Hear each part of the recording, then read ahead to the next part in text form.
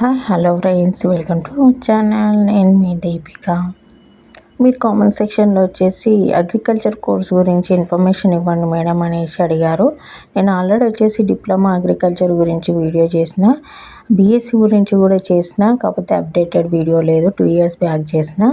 అయితే ఇప్పుడు updated video చేద్దాము అనేసి నేను చేయడం జరుగుతుంది. ఫస్ట్ టైం ఛానల్ చూసిన వాళ్ళైతే సబ్స్క్రైబ్ చేసుకోండి, లైక్ చేయండి, మీ ఫ్రెండ్స్కి రిలేటివ్స్కి షేర్ చేయండి. మనం బీఎస్సీ అగ్రికల్చర్ కోర్సు గురించి కాలేజెస్ ఏంటి, మన కెరీర్ ఆప్షన్స్ ఏ విధంగా ఉంటాయి, ఎలిజిబిలిటీ ఏంది, అడ్మిషన్ ఏంది, ఎంట్రన్స్ ఎగ్జామ్ ఏంది అనేది వీడియోలో ఎండ్ వరకు చూడండి, స్కిప్ చేయకుండా చూడండి, ఫుల్గా తెలుసుకుందాము. మీ ఫ్రెండ్స్కి కంపల్సరీ షేర్ చేయండి. మన తెలంగాణలో బీఎస్సీ అగ్రికల్చర్ కోర్సు గురించి తెలుసుకుందాం. అగ్రికల్చర్ కోర్స్ వచ్చేసి ఫుల్ టైం కోర్స్ అండి, పార్ట్ టైం ఉండదు. రెగ్యులర్గా కాలేజ్కి వెళ్ళాల్సి ఉంటుంది. ఇది యూజీ లెవెల్ కోర్సు, 4 years ఉంటుందండి. ఇది బీఎస్సీ అగ్రికల్చర్ కోర్స్ వచ్చేసి 4 years ఉంటుంది. దీనికి ఎలిజిబిలిటీ వచ్చేసి ఇంటర్మీడియట్ కంప్లీట్ అయిపోయి ఉండాలి. ఇంటర్మీడియట్ కంప్లీట్ అయిపోయి ఇంటర్లో 50% మార్క్స్ రావాలి. 50% మార్క్స్ వస్తే ఎలిజిబుల్. ఎంట్రన్స్ ఎగ్జామ్ అంటే మనము ఎంసెట్ రాయాల్సి ఉంటుందండి. ఎంసెట్ రాస్తే, స్టేట్ లెవెల్లో ఎంసెట్ రాస్తే ఎలిజిబుల్ అనమాట. మళ్ళీ వేరే స్టేట్లో వెళ్ళి చదవాలనుకుంటే ఆ స్టేట్కి సంబంధించిన ఎంట్రన్స్ ఎగ్జామ్ రాయాలి. మన తెలంగాణలో, ఏపీలో అయితే తెలంగాణ ఇది ఏపీకి వచ్చేసి ఎంసెట్ రాయాల్సి ఉంటుంది. మనకు దీనికి ఏజ్ లిమిట్ వచ్చేసి 17 years ఉండాలండి. అప్పర్ ఏజ్ లిమిట్ వచ్చేసి 25 years వరకు మీరు చేసుకోవచ్చు.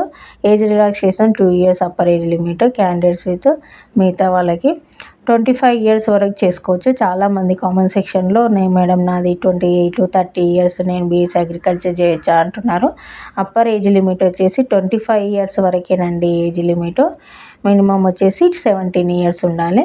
మనకు బీఎస్సీ అగ్రికల్చర్ కోర్స్కి వచ్చేసి మన తెలంగాణలో టాప్ కాలేజెస్, గవర్నమెంట్ కాలేజెస్ వచ్చేసి అగ్రికల్చర్ కాలేజ్ సిరిసిల్లలో ఉంది, వరంగల్ అర్బన్లో ఉంది, మన పాలెం నాగర్ కర్నూల్లో ఉంది, పోలాస జగిత్యాలలో ఉంది, అశ్వరావుపేట భద్రాద్రి కొత్తగూడెంలో ఉంది, మన హైదరాబాద్లో కూడా ఉంది, హైదరాబాద్లో రాజేంద్ర నగర్లో కూడా ఉంది. ఇవి మనకు గవర్నమెంట్ కాలేజెస్ అన్ని జిల్లాలలో ఉన్నాయి. వరంగల్, సిరిసిల్ల, జగిత్యాల, భద్రాద్రి కొత్తగూడెము, హైదరాబాదు, నాగర్ కర్నూలు డిస్టిక్లలో ఇవి గవర్నమెంట్ కాలేజెస్ అండి. ఇవన్నీ ప్రైవేట్ కాలేజెస్ చాలా ఉన్నవి, ఇవి మెయిన్ గవర్నమెంట్ కాలేజెస్. ఇవి వచ్చేసి మనము బీఎస్సీ అగ్రికల్చర్ కోర్స్ అయిపోయిన తర్వాత ఎలాంటి టైప్ ఆఫ్ జాబ్స్ ఉంటాయంటే farming and other allied activities ఉంటాయి, రీసెర్చ్ అండ్ డెవలప్మెంట్ ఉంటుంది, హార్టికల్చర్ ఉంటుంది, దీంట్లోనే ఫ్లోరికల్చర్ ఉంటుంది, డైరీ అండ్ పౌల్ట్రీ ఫార్మింగ్ ఉంటుంది, ఫిషరీ ఉంటుంది. అంటే మనకు జాబ్ ఆపర్చునిటీస్ అంటే ఈ టైప్ ఆఫ్ వాటిలలో మనకు ఆపర్చునిటీస్ ఉంటాయి అనేసి చెప్పడం ఈ సెక్టార్స్ ఇవి ఉంటాయి అనేసి చెప్పడం జరుగుతుంది. జాబ్ ఆపర్చునిటీ కూడా నెంబర్ ఆఫ్ ఆపర్చునిటీస్ ఉంటాయి. ఈ మధ్య ఫార్మింగ్ ఎక్కువగా ఇంట్రెస్ట్ చూపిస్తున్నారు. ఫారెన్ నుంచి వచ్చి మరీ చేస్తున్నారు. సాఫ్ట్వేర్ జాబ్స్ వదిలిపెట్టి ఈ ఫార్మింగ్ మీద ఎక్కువగా ఇంట్రెస్ట్ చూపిస్తున్నారు. మీకు శాలరీ వచ్చేసి మనకు స్క్రీన్ మీద కనిపిస్తుంది కదా, స్క్రీన్ మీద కనిపిస్తున్న విధంగా ఉంటుంది అనమాట. మనకు every month salary district officer అంటే ఇక మన లెవెల్ని బట్టి మనకు శాలరీ అనేది ఉంటుంది అనమాట. మనకు స్టార్టింగ్ శాలరీ వచ్చేసి 15,000 నుంచి ఉంటుంది. శాలరీస్ మంచిగానే ఉంటాయండి. దీంట్లో మనకు లెవెల్స్ ఉంటాయి, లెవెల్స్ని బట్టి మనకు శాలరీస్ అనేది ఉంటుంది. చెప్పినాం కదా, ఎంట్రన్స్ ఎగ్జామ్ వచ్చి ఎంసెట్, కీమ్స్,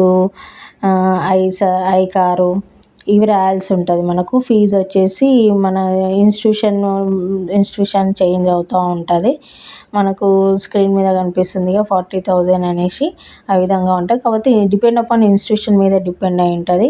మనం ఇది కాలేజ్ జాయిన్ అయ్యేటప్పుడు ఐకార్ రిజిస్టర్ అయ్యిందా లేదా, ఐకార్ కాలేజీకి అనేది రికగ్నైజ్ అయిందా లేదా అనేసి మనం చెక్ చేసుకొని జాయిన్ కావాల్సి ఉంటుంది. చూసినాక మనము ఎంసెట్ ఎగ్జామ్ రాయాలి అనేసి. మన తెలంగాణలో అయితే ఓకే, వేరే స్టేట్లో తమిళనాడు, మహారాష్ట్ర, యూపీ అక్కడ వెళ్ళి చేస్తారు కదా, అప్పుడు మీరు ఆ ఇన్స్టిట్యూషన్ ఐకార్ మనము అప్రూవల్ అయిందా లేదా అని చెక్ చేసుకొని మనం జాయిన్ అవ్వాల్సి ఉంటుంది. శాలరీ చూడండి, శాలరీ మనకు స్క్రీన్ మీద కనిపిస్తున్నట్లు ఉంటుంది. జాబ్ ప్రొఫైల్ ఏముంటుందంటే ఫామ్ మేనేజర్గా ఉంటుంది, అగ్రికల్చర్ మేనేజర్గా ఉంటుంది, అగ్రికల్చర్ టెక్నీషియన్, అగ్రికల్చర్ సైంటిస్ట్ గాను, అగ్రికల్చర్ ఆఫీసర్ గాను, అగ్రికల్చర్ ఇన్స్పెక్టర్ గాను, ఫుడ్ ఇన్స్పెక్టర్గా కూడా వీళ్ళకు జాబ్ ఆపర్చునిటీస్ ఉంటాయి. ఏ ఏ ఏరియాలలో అంటే ఎట్లాంటి ఇండస్ట్రీలలో ఉంటాయంటే big basket, JK agri genetics limited, Raghuvansh agro farm limited, Kaveri seeds company, అంటే మనకు సీడ్స్ ఫార్మింగ్స్ ఉంటాయి కదా, అట్లాంటి వాటిలలో జాబ్ అనేవి ఆపర్చునిటీస్ ఉంటాయి. కెరీర్ ఆప్షన్స్ వచ్చేసి బీఎస్సీ అగ్రికల్చర్, ఫార్మ్ మేనేజర్ అన్నాం కదా, ఫార్మ్ మేనేజర్ వర్క్ ఏముంటుంది, ప్రొఫెషనల్ రెస్పాన్సిబుల్గా మేనేజర్ ఫార్మ్స్ ఉంటాయి కదా, పెద్ద పెద్ద ఫార్మ్స్ ప్రొఫెషనల్గా వీళ్ళు సూపర్వైజింగ్ ఫంక్షన్స్ అంటే ఫెర్టిలైజింగు, ప్లాంటింగు, స్ప్రేయింగు, కల్టివేటింగు, హార్వెస్టింగు, ఎవరైతే వర్కర్స్ ఉంటారో వాళ్ళతో farming equipments work, property and providing training to the personal involved in to the required, అంటే వీళ్ళు ఇన్వాల్వ్ అయ్యి వాళ్ళకి ట్రైనింగ్ ఇస్తూ వాళ్ళతో వర్క్ చేయిస్తుంటారు అనమాట. ప్రాపర్గా వర్క్ చేయిస్తుంటారు అంటే మన ప్రొఫెషనల్గా చేయిస్తుంటారు అనమాట.